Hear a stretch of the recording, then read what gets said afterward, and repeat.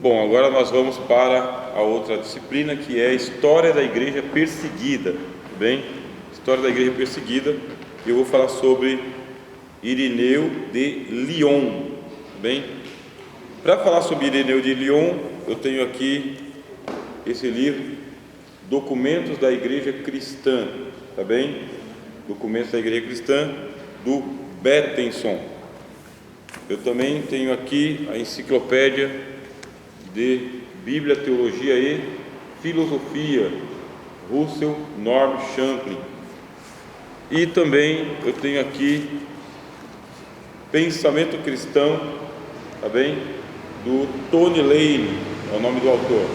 Então eu li esses três aqui, além de alguns vídeos na internet que eu assisti especificamente para tratar desse assunto hoje com vocês aqui. História da Igreja Perseguida. O Evangelho se espalhou. O Evangelho se espalhou, nós estamos no segundo século da história da igreja. Os apóstolos foram mortos. Os apóstolos foram mortos. O último dos apóstolos que morreu seria o apóstolo João. E o apóstolo João, ele teve um discípulo chamado Policarpo, que nós tratamos aqui na semana passada. Policarpo, que era bispo da igreja de Esmirna, que é a mesma igreja que o Senhor Jesus enviou uma carta. Uma igreja que ela vinha sofrendo perseguições. Onde fica Esmirna? Fica dentro da chamada Ásia, tá bem? Ásia Menor. Então a Ásia Menor, ela tinha diversas igrejas, foi um solo muito frutífero pregar o Evangelho na Ásia. O apóstolo Paulo entrou em Éfeso, pregou a palavra. A Bíblia diz que toda a Ásia ouviu a palavra em questão de 2 anos do ministério do apóstolo Paulo. Se espalhou e havia uma igreja em Esmirna. Então Esmirna, que a tradução seria justamente assim, o óleo da mirra, tá bem? Aquilo que vem da mirra. Que a mirra, a gente sabe que ela é uma planta, e para que ela possa trazer a sua fragrância e também as suas propriedades curativas, então ela tem que passar por um esmagamento. Então o Senhor Jesus, ele associa o nome da igreja de Esmirna a essa perseguição que ela está sofrendo. Ela está sofrendo uma perseguição, e uma perseguição futura. O Senhor Jesus está falando de uma perseguição futura que vai sofrer. E na igreja de Esmirna tem o Policarpo, que é bispo da igreja, e ele tem um discípulo chamado Irineu. Bem, Irineu é discípulo de Policarpo, que é discípulo de João, que é discípulo de Jesus. Por isso eles são chamados de pais apostólicos. São pessoas que estão muito próximas dos apóstolos.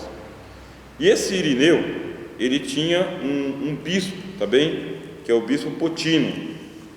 Bispo Potino é bispo da igreja dele. Aí eu vou ler um pouquinho para vocês aqui sobre a perseguição em Lyon e Viena. Porque a igreja se espalhou bastante.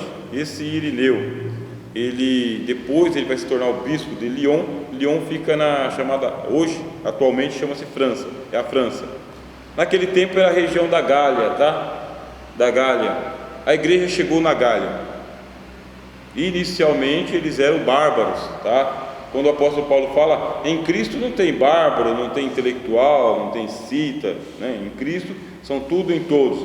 A igreja chega lá na Gália, começa a converter muitos bárbaros ao cristianismo, à fé no Evangelho, muitos bárbaros mesmo, e converte muitos religiosos à fé no Evangelho também, e muitos soldados, porque você tem aquela alternativa: se você não é um religioso, você é um soldado, ou você é um comerciante, ou você é um fidalgo. Você tem que ser alguma coisa, senão você é um escravo. E o Evangelho penetrou em todas as camadas, irmãos. Foi uma pregação assim. E o que espantava muito é que as pessoas iam se convertendo e elas queriam saber a explicação do Evangelho. Porque tem pessoas, meus irmãos, que para ele a experiência é suficiente.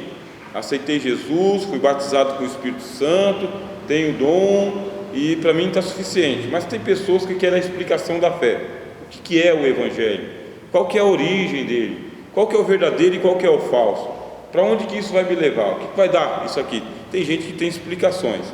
E se nós não tivermos a doutrina bíblica, nós não tivermos a explicação apostólica, um Novo Testamento, uma escola Aí vem os sábios segundo a carne, diz o apóstolo Paulo.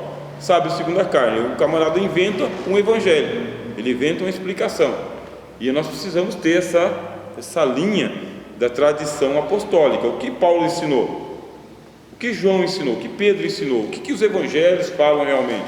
A nossa igreja se dedica a estudar as escrituras?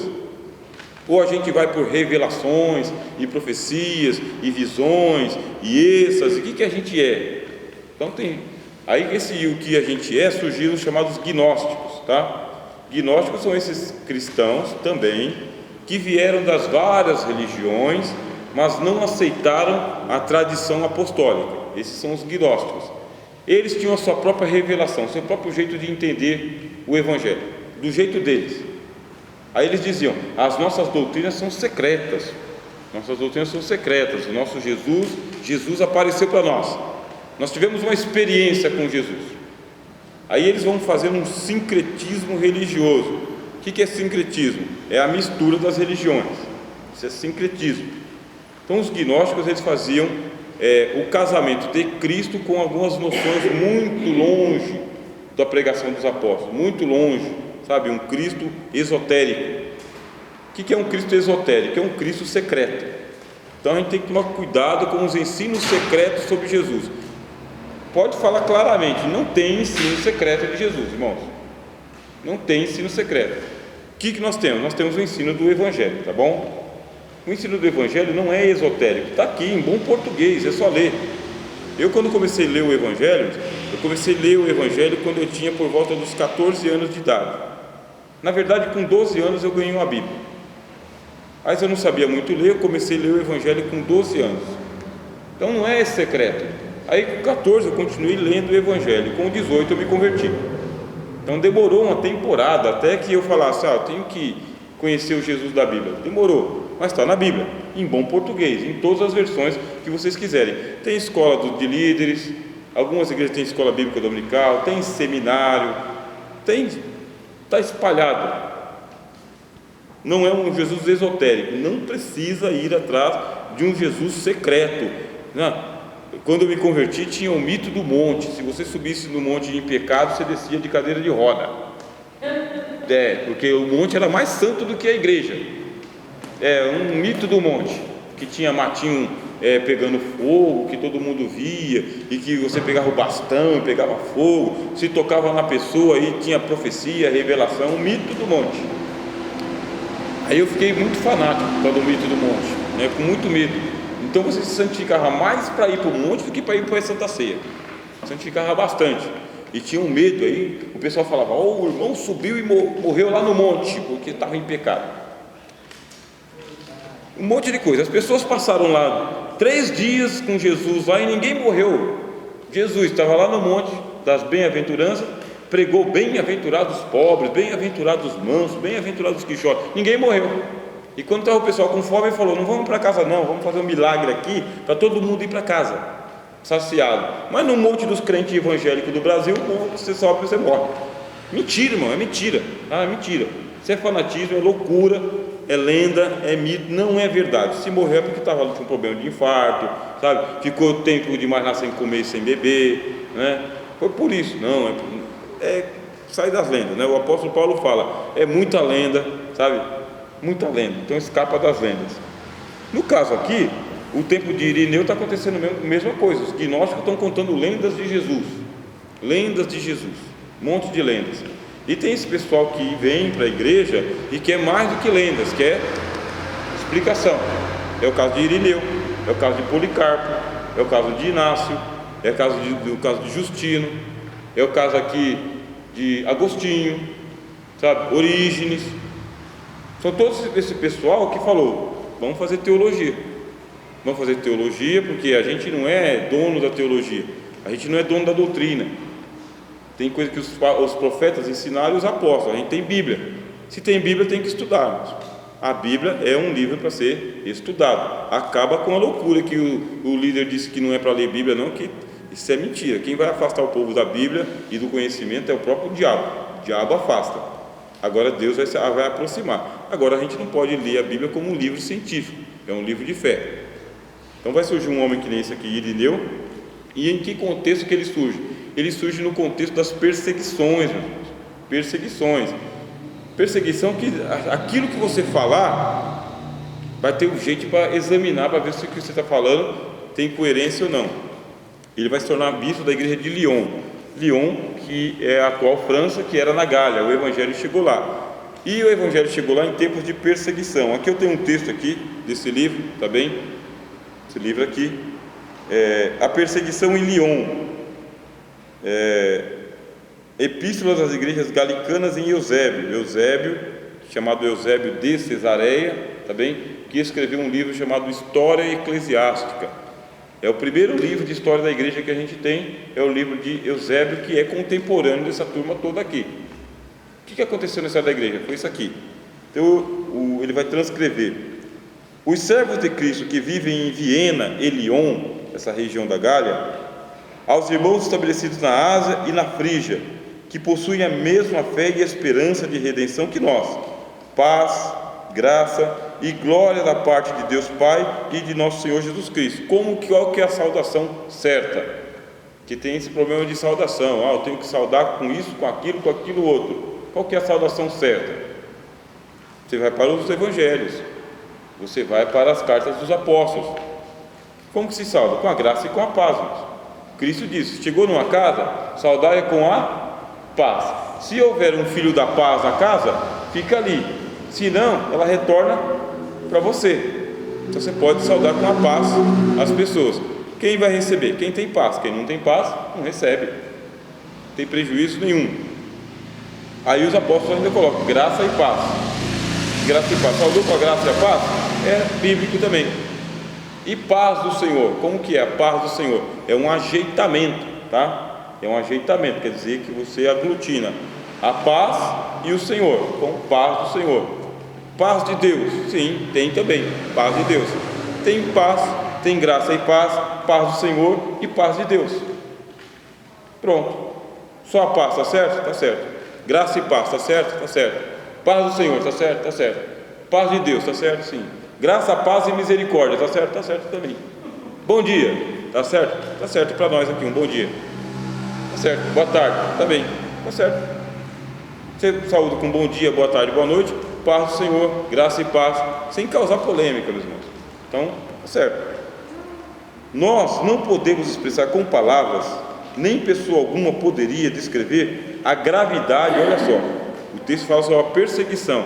É nessa época, eu não sei se eu vou conseguir falar tudo de Irineu hoje, tá bem? Mas vou falar um pouquinho, que o relógio está correndo. Nós não podemos descrever a gravidade dos padecimentos, o furor e a raiva dos pagãos contra os santos, porque uma das nomenclaturas para a igreja no Novo Testamento é santos.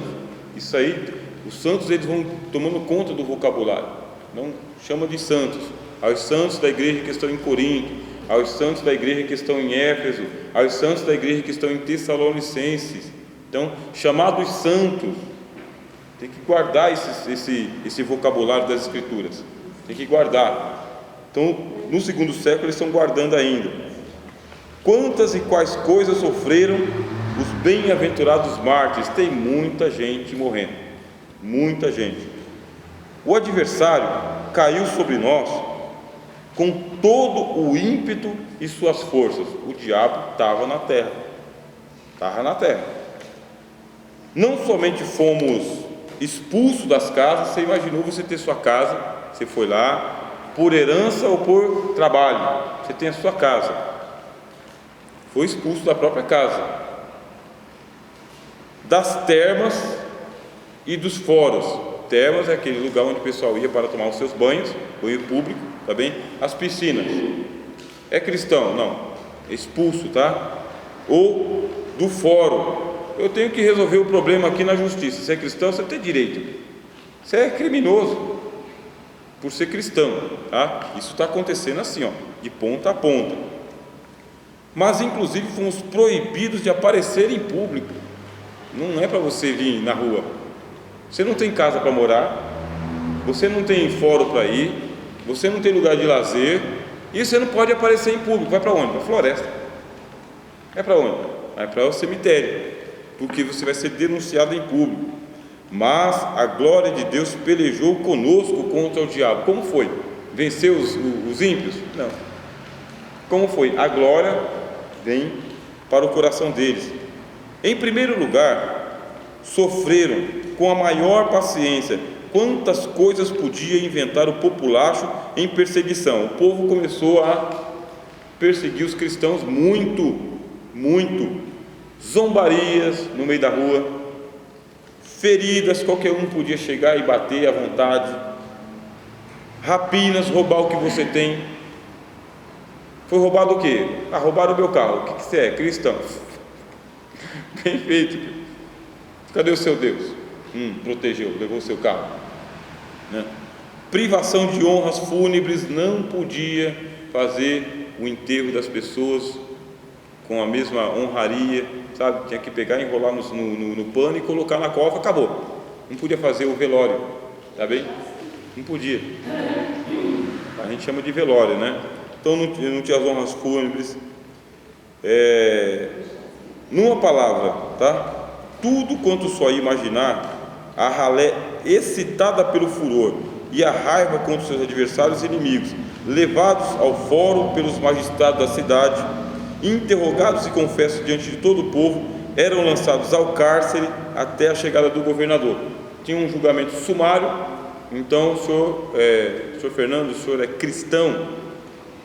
Assim, a pergunta é direta. O senhor é cristão? Um soldado lá de 1,80 m com uma espada perguntava para o senhor é cristão? Com tudo isso acontecendo, sua família está em volta, seus filhos estão ali. Confessou, você perde casa, família e eles também, tá? Não é só o senhor não.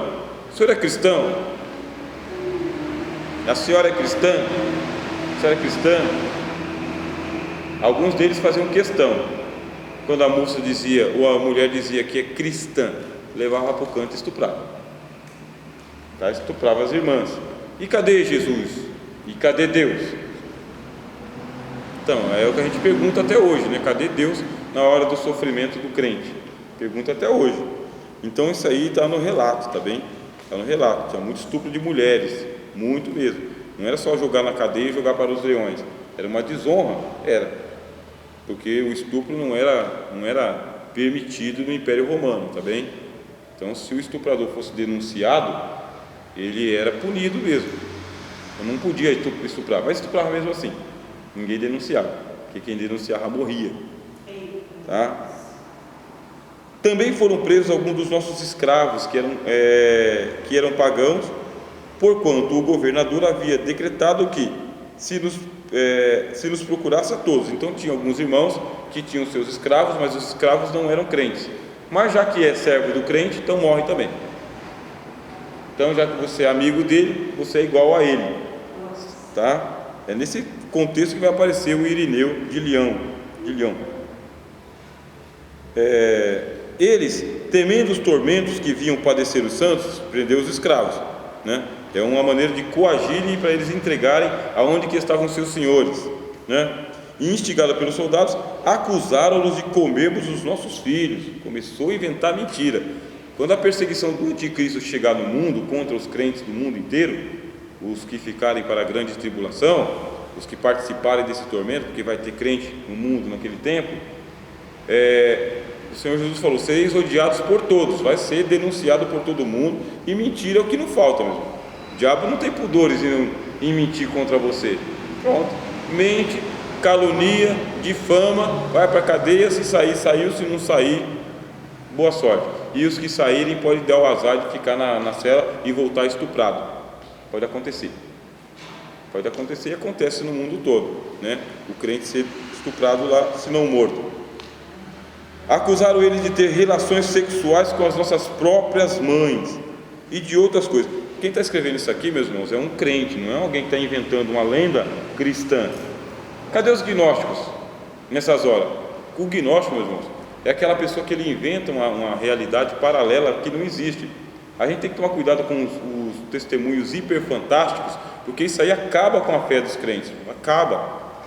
E testemunho hiperfantástico foi inventado na própria imaginação do cara. Aí você que é um crente de verdade, que não acontece nada disso, você não tem sonho, visão, não ouve voz, não acontece nada, seu gás acaba, se você não tiver dinheiro, você vai ficar sem gás. Então você tem pelo menos um amigo para emprestar o dinheiro para você. Aí chega o irmão hiper fantástico e conta a história do gás milagroso de 1 ano e meio, que não acabou. E tudo acontece. Pode acontecer? Pode. Mas acontece com você? Não dá não.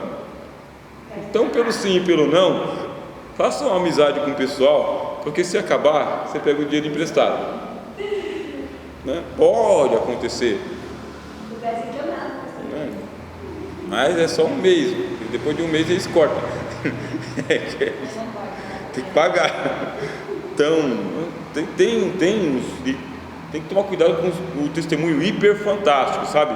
É um Cristo que é muito mais milagroso do que o Cristo do Novo Testamento.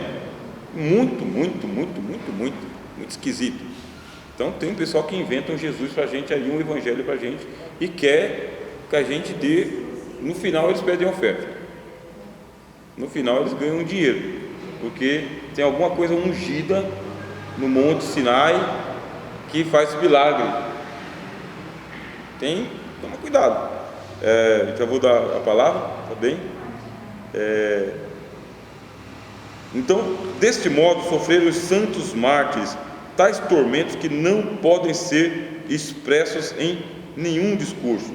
Foi levado também ao tribunal, retendo apenas a alma, para que mediante ela triunfasse Cristo, num corpo totalmente exausto e acabado pela ancianidade e enfermidade, o bem-aventurado Potino, que foi o pastor do Irineu. Então, Potino, pastor do Irineu, nessa cidade de Lyon, que era bispo de Lyon, tendo mais de 90 anos. E olha, meus irmãos, que a média de idade dos homens naquele tempo lá era 45, 46, não era mais que 50 anos, era a média, tá? Quem passou dessa idade aí é um bem-aventurado mesmo, tinha um outro estilo de vida, era a média, tanto pela vida dissoluta que eles tinham, bebia muito, fumava muito, comia tudo quanto é coisa que vinha pela frente, tinha muita doença que era transmitida sexualmente, porque os soldados iam para a guerra e aí passava lá 1 ano sem voltar para casa, tinha muita homossexualidade, muita doença venérea, então muitos morriam das doenças sexualmente transmissíveis, tá? Ficavam cegos, mutilados. Quer dizer que a média de idade era 45, 47, mas chegava com a cara chegava aos 50 anos com cara de 90 mesmo, bem baqueadão, tinha muita morte. Então esse bispo Potino, ele chega aos 90 anos, ele chega bem aventurado, mas com muitas enfermidades.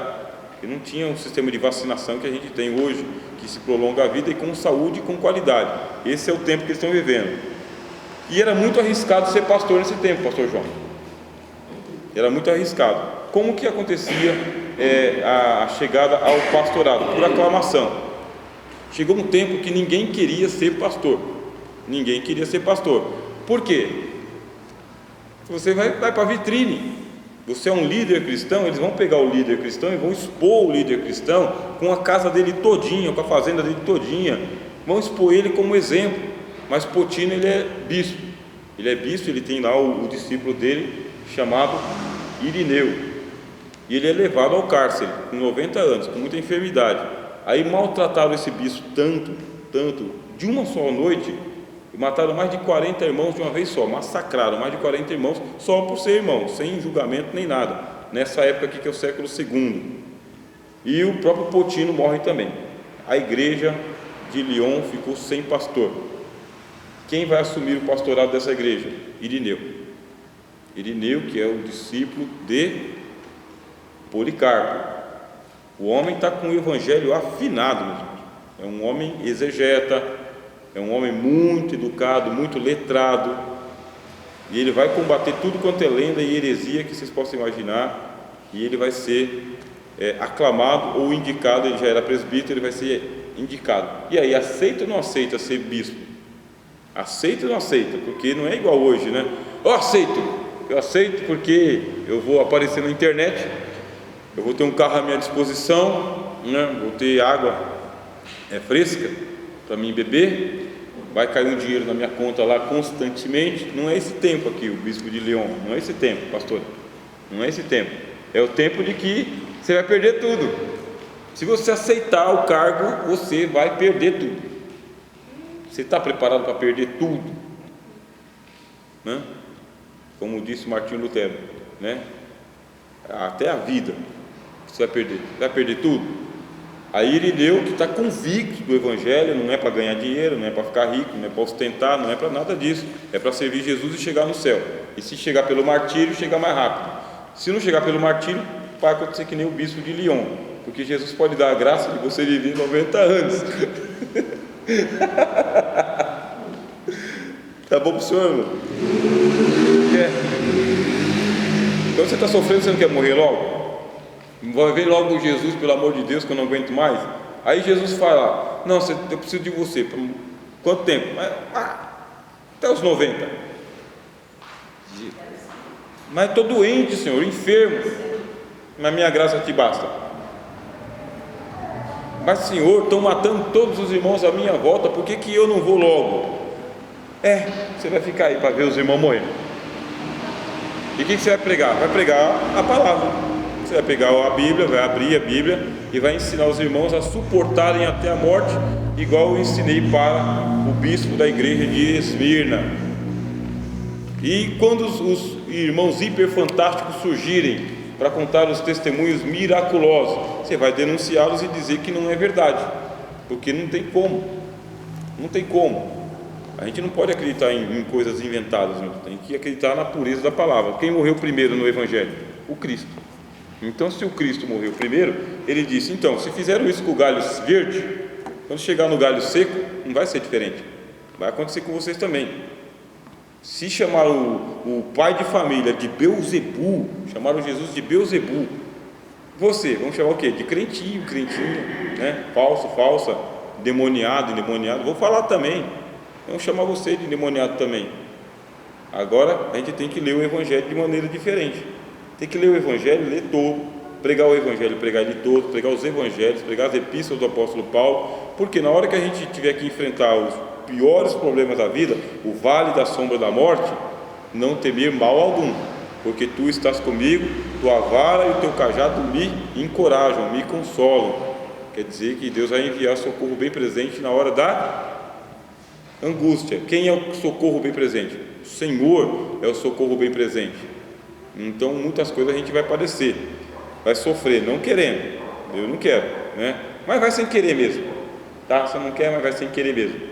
A graça do Senhor vai te sustentar, como eles também. E como não deu tempo de falar do Irineu propriamente dito, mas eu já fiz uma introdução, fica para a semana que vem falar do Irineu.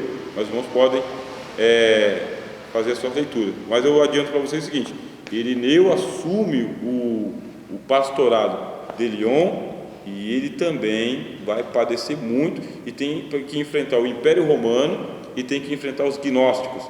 Quer dizer, além de você enfrentar a turma lá fora, tem que enfrentar a turma aqui dentro também. Dá para ser crente? Muito difícil, né? Enfrentar a turma lá fora, inventando uma pandemia mundial e alastrando e matando mais gente do que a realidade de Covid, e ainda tem que enfrentar o pessoal aqui dentro das comunidades, também inventando testemunho.